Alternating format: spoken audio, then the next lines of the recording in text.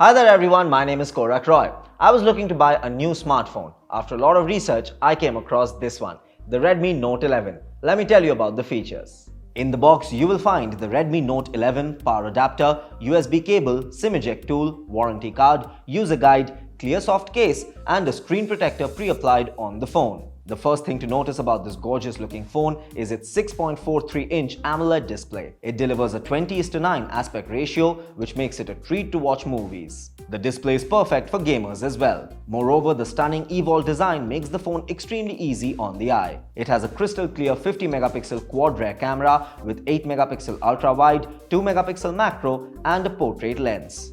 There's also the 13-megapixel front camera for some stunning selfies.